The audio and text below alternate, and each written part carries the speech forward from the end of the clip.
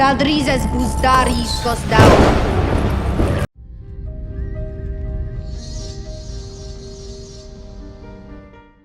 Over the past week or so, there's been several interviews, pretty much ever since the House of the Dragon premiere in LA a few weeks back, right? The world premiere.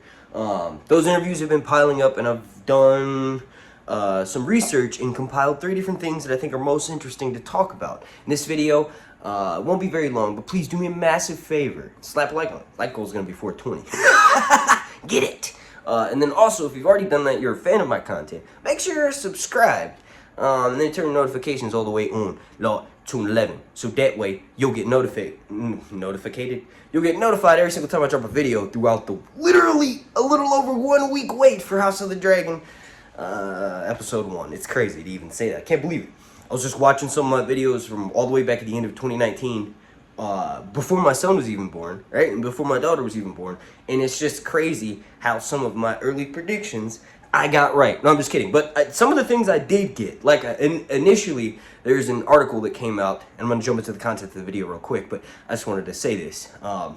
There was an article that came out recently that said that Matt Smith really preferred the way that he only spoke High Valyrian to Daemon. Now, that's something that literally in 2019, when I was just thinking of all these things that this show is going to bring to us and how exciting it's going to be, is more Valyrian phrases. I thought it would be interesting to see Daemon communicating High Valyrian to people like King Viserys and Rhaenyra when other people are present who don't speak Valyrian. So Alicent, maybe?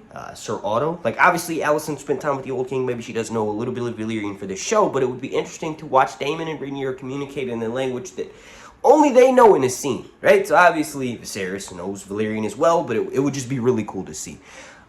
Please, slap a like. Like was going to be 420. Let's jump into it. Long night and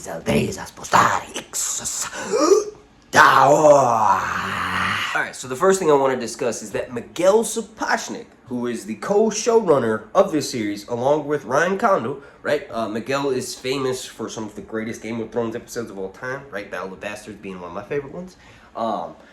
Miguel specifically mentioned that he sees this story as a 3-arc way to be told, right? So basically 3 seasons. So this first season is going to end with the Black Council and Rhaenyra being crowned and Aegon 2 being crowned, and then ultimately, spoiler alert, I've said this a million times now, the death of Viserys, right? So season 2 could potentially end with Rhaenyra taking King's Landing, and then season 3 naturally would be how she dies, how Aegon dies, how everybody else dies in this story. Maybe we'll get a few time jumps in the last season. If that's the case, I am a little bit disappointed. I initially thought 4 was the perfect number of seasons, but here's the thing. Another thing that I wanted to mention in this video is that season 2 has yet to be confirmed yet, right? So season 1 is coming out in a week. Really, this could be all we see of this series if HBO decides not to move forward. I highly doubt that's the case. Like Ryan Condal's already mentioned, they started writing season 2. They've already got a budget worked up for season 2. It's pretty much in the works. They need to start filming by the end of this year, I'm sure, right? So we can at least get season 2 by like early 2024, maybe late 2023. Who knows how much time they can save with all of these super studios that they're using with those massive green screens and those huge sets. Most of this series, the baseline for it in Fire and Blood, is set in a few different locations, mainly Dragonstone, King's Landing, and the Riverlands. If that's the case, maybe filming this show won't take as long as the later seasons of Game of Thrones because of the new technology they have and all that stuff, and maybe ultimately we'll get the best version of this story and still have it told out. You got to realize that every one of these episodes in the first season is literally over an hour, pretty much, right? And then the next thing that I want to discuss real quick is that the actress who plays Rhaenys, right, Eve Best, she said in an interview that she did over the House of the Dragon LA world premiere that she finally got on the bucking bronco, right? The tuning fork, that is the thing that they use to ride dragons. She gets on it towards the end of the season, meaning that we will see her ride Meleys, the Red Queen, her dragon, by the end of House of the Dragon season 1, which is pretty fucking awesome. And then lastly, before I get the hell out of here, is it's kind of relating to what I said before. Season 2 hasn't been confirmed, and like there's only going to be 3 seasons for this series, supposedly according to Miguel Sapochnik. Like obviously Ryan will try to push for more, but ultimately the 2 of them, the most important thing is sticking to book accuracy. Now, if this ends up being an anthology series, 3 seasons for the dance, 3 seasons for maybe the Sons of the Dragon, a couple seasons for the Blackfire Rebellion, and ultimately this show, House of the Dragon, and all of its different versions, will be like 10 seasons long. Who knows?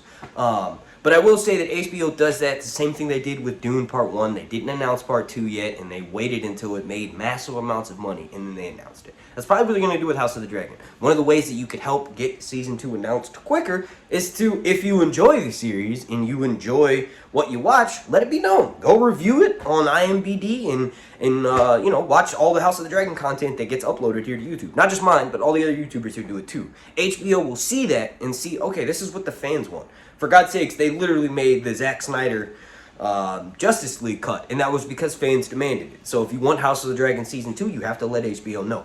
I want to thank you all so much for watching. My name's Mark, and this has been Sad Hunt's Reviews. Oh yeah, please slap a like on this video, make sure you're subscribed, and also consider checking out my Patreon over on patreon.com/ShareHuntsReviews. It's basically just a way to help me combat YouTube from delisting my videos, whereas they don't get many views. Thank you to every single member of my Patreon family. You've seen them listed a few times throughout this video. And thank you for watching. That's the best thing you can do to support any YouTubers you enjoy watching here on YouTube. I'm not that